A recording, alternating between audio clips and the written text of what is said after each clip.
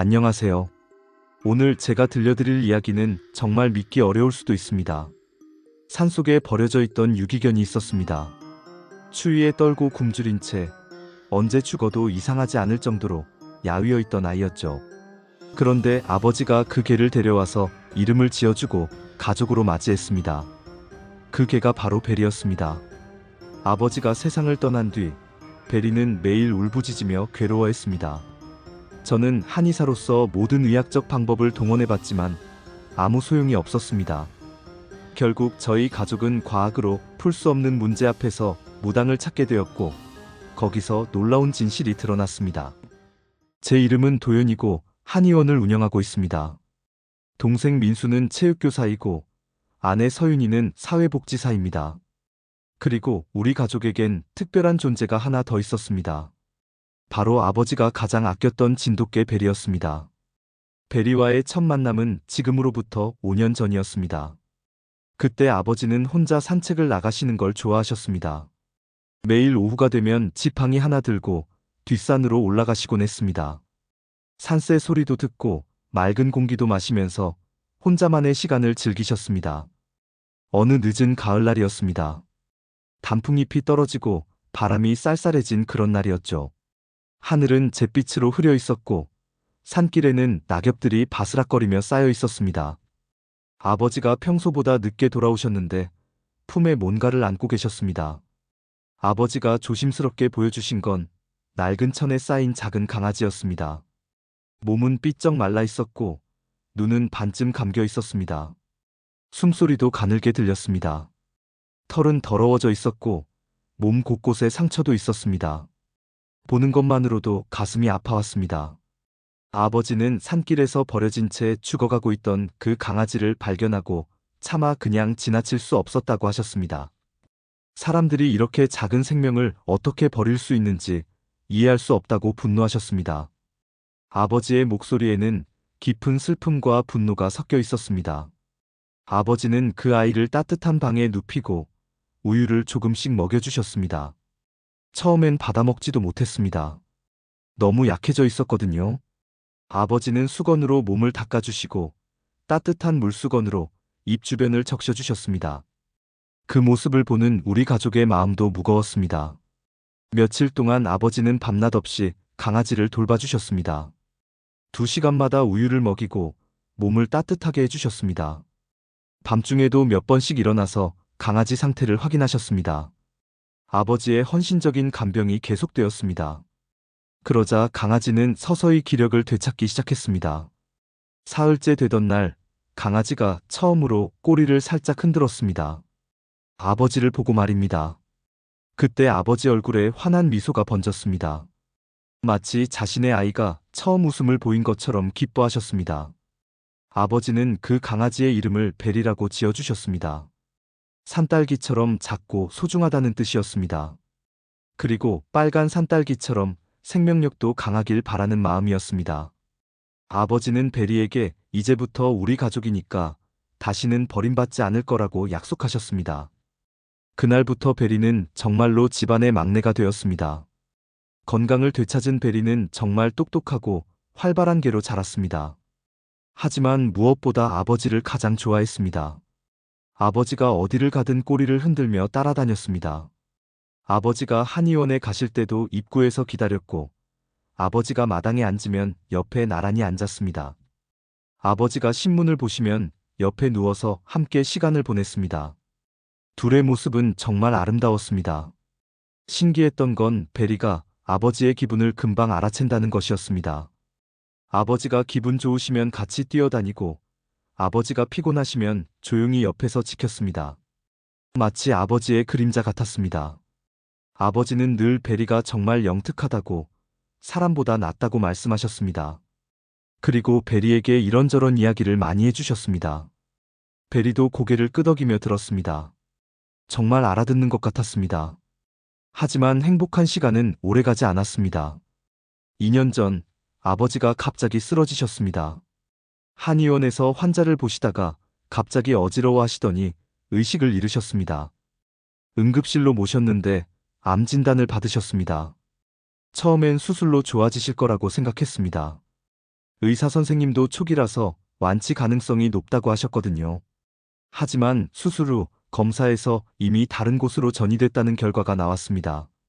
마치 하늘이 무너지는 것 같았습니다. 의사는 암이 빠르게 퍼지고 있으니 항암 치료를 시작해야 한다고 말했습니다.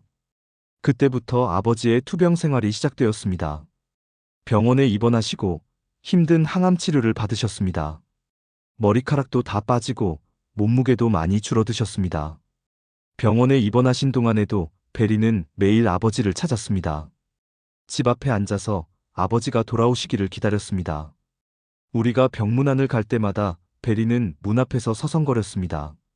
베리의 눈빛을 보면 아버지는 언제 오냐고 묻는 것 같았습니다. 가끔 아버지가 며칠간 집에 나오실 때면 베리는 하루 종일 아버지 곁을 떠나지 않았습니다.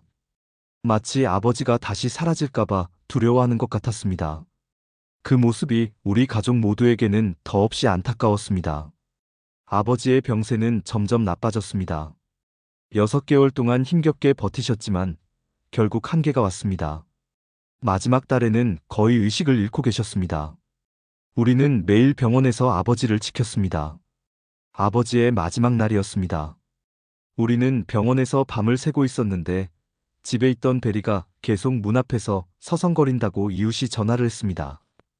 그리고 새벽 3시 17분, 아버지가 돌아가신 바로 그 시간에 베리는 하늘을 향해 길게 울었다고 했습니다. 우리가 전화를 받기도 전에 말입니다. 정말 신기했습니다. 베리가 어떻게 알았을까요? 동물들에게는 뭔가 특별한 감각이 있는 것 같았습니다. 그 순간 우리는 베리와 아버지 사이의 특별한 유대감을 다시 한번 느꼈습니다. 장례식 날, 베리는 정말 이상했습니다. 아버지의 관 옆을 떠나지 않았습니다. 상주들보다 더 슬퍼 보였습니다. 고개를 숙이고 꼼짝도 하지 않았습니다. 가끔 작은 소리로 끙끙거렸는데 정말 우는 것 같았습니다. 발이 날 때도 베리는 따라오려고 했습니다. 우리가 말려도 계속 따라오려고 했습니다. 결국 집에 묶어두고 갔는데 나중에 들어보니 하루 종일 울었다고 했습니다. 그런데 정말 이상한 일이 일어났습니다. 아버지가 돌아가신 후부터 베리가 완전히 다른 개가 된 것입니다. 먼저 밥을 거부하기 시작했습니다. 평소에 잘 먹던 사료도 냄새만 맡고 돌아섰습니다. 좋아하던 간식도 쳐다보지 않았습니다. 물도 조금만 마셨습니다. 하루 종일 구석에 웅크린 채 누워만 있었습니다. 전에는 그렇게 활발하던 아이가 움직이지도 않았습니다. 산책을 나가자고 해도 고개만 저었습니다. 억지로 데리고 나가도 몇 걸음 못 가서 주저앉았습니다. 가장 이상한 건 밤이었습니다.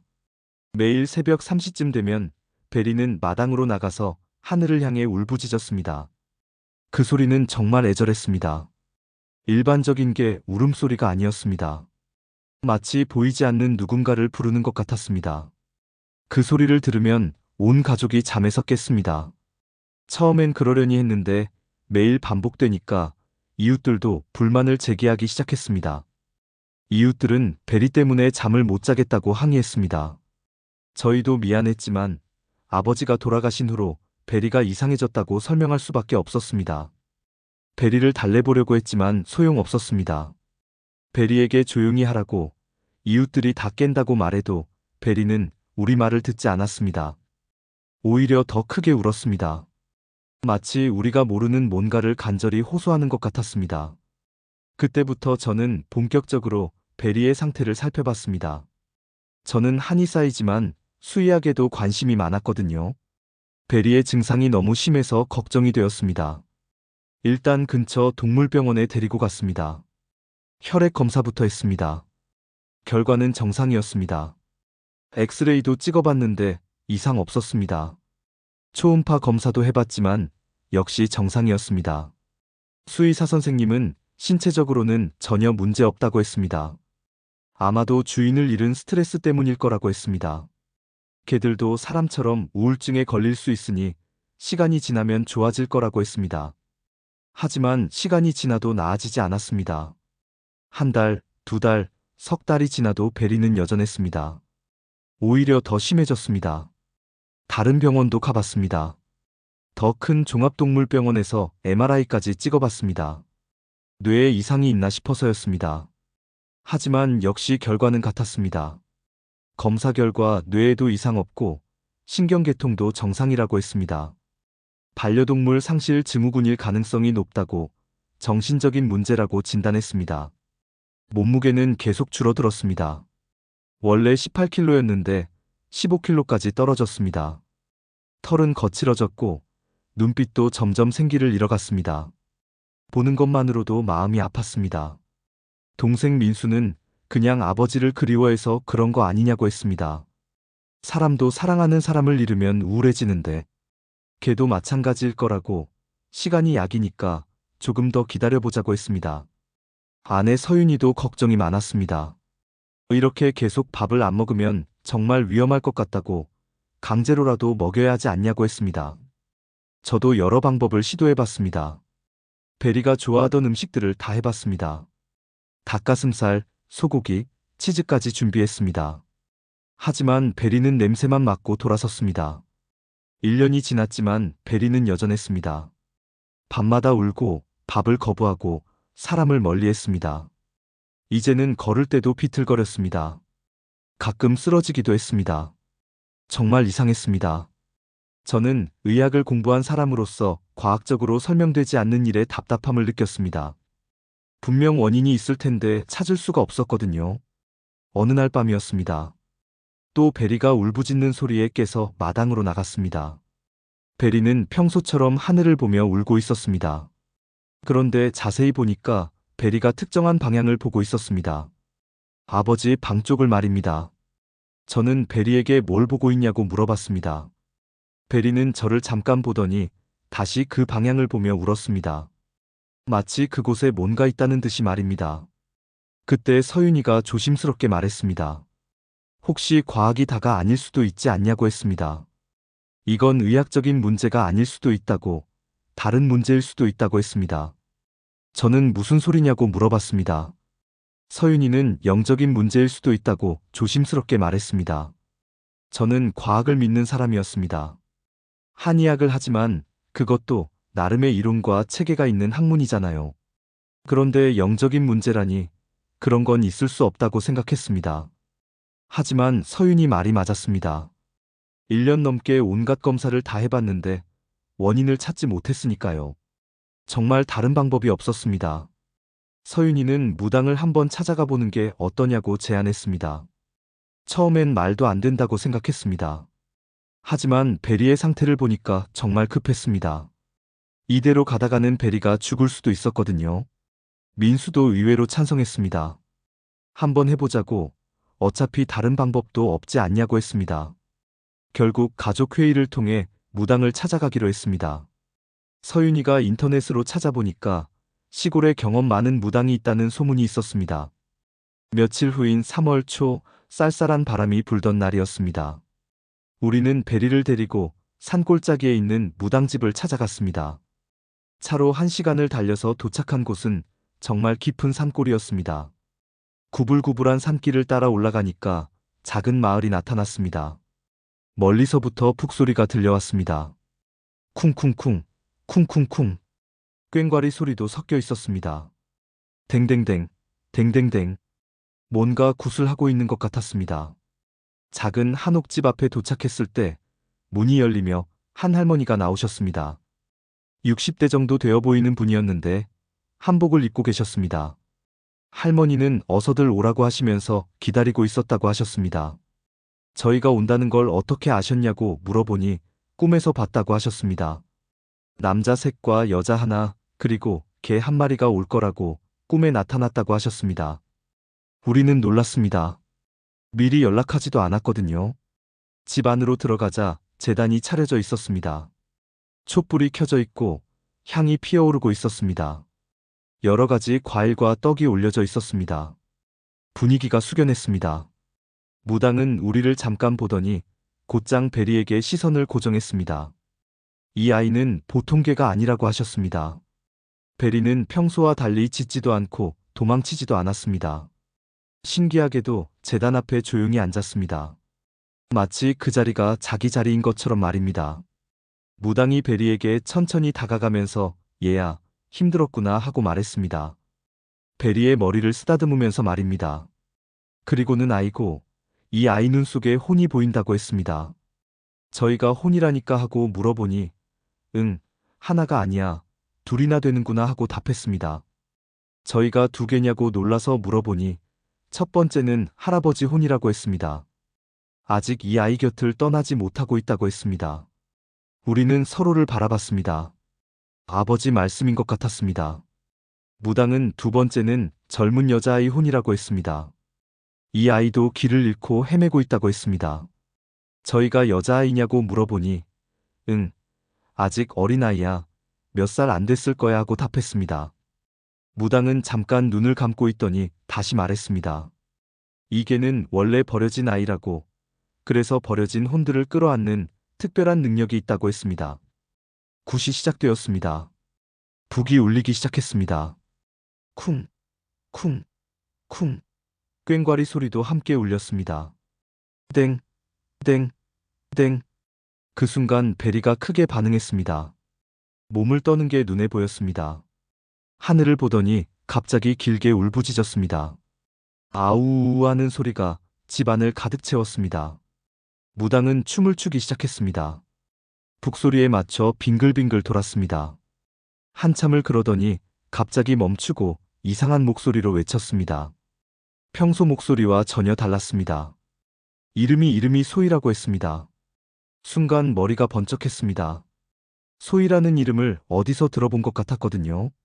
아버지를 간병했던 미정 씨가 늘 입버릇처럼 말하던 딸의 이름이 바로 소희였거든요. 집으로 돌아온 후 우리는 미정 씨에게 전화했습니다. 급한 일이 있어서 집으로 좀 와달라고 부탁했습니다. 1시간 후 미정 씨가 도착했습니다. 문을 열고 들어서자마자 베리가 반응했습니다. 며칠 만에 꼬리를 흔들며 반갑습니다. 저희는 미정 씨에게 무당에게 들은 이야기를 차근차근 전했습니다. 미정 씨의 얼굴이 점점 하얗게 변했습니다. 손도 떨리기 시작했습니다. 미정 씨는 한참 동안 말을 하지 못했습니다. 그러더니 갑자기 바닥에 무릎을 꿇고 울기 시작했습니다. 소희는 선천성 심장병으로 2살 때 세상을 떠났어요 하고 말했습니다. 미정 씨는 떨리는 목소리로 말을 이어갔습니다. 아버님이 제 사정을 아시고 늘 말씀하셨다고 했습니다. 미정아, 너무 자책하지 마라. 소희도 내가 책임질 테니까 걱정하지 말아라 하고 말씀하셨다고 했습니다. 네, 너와 소희도 내 가족이다. 언젠가 소희를 내 옆에 제대로 모시겠다. 그렇게 약속해 주셨는데 하면서 목이 메어 말을 잇지 못했습니다. 그런데 아버님이 갑자기 아프시고 돌아가시고 그 약속이 지켜지지 못한 거라고 말했습니다. 저희가 그래서 소희가 어떻게 됐냐고 물어보니, 네, 소희는 아버님의 약속을 기다리고 있는 것 같아요. 아버님 곁에 가고 싶어 하는데 방법을 모르는 거죠 하고 답했습니다. 이제야 모든 게 이해되었습니다.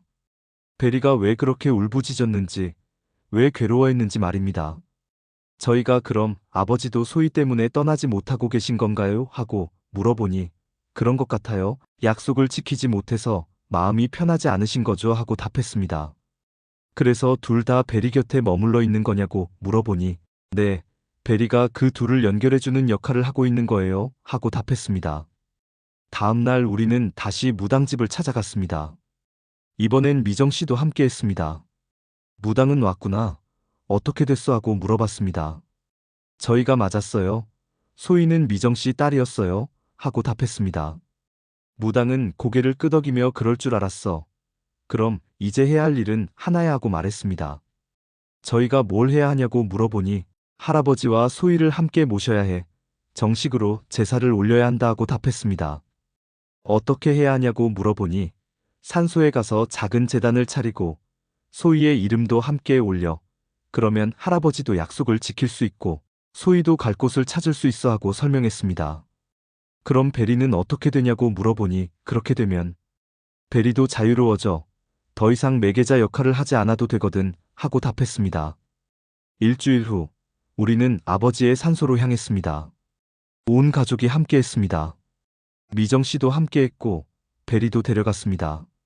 3월 말이었는데 날씨가 따뜻했습니다. 산에는 진달래꽃이 피기 시작했고 새들이 지저귀고 있었습니다. 아버지 산소는 조용한 곳에 있었습니다. 나무들에 둘러싸여 있어서 평화로워 보였습니다. 저희는 여기서 하면 되겠다고 말하며 산소 앞에 작은 제단을 차렸습니다. 흰 보자기를 깔고 촛불을 켰습니다. 국화꽃도 올리고 향도 피웠습니다. 그리고 준비해온 위패를 올렸습니다. 아버지 위패 옆에 소희의 이름을 새긴 작은 위패도 함께 올렸습니다.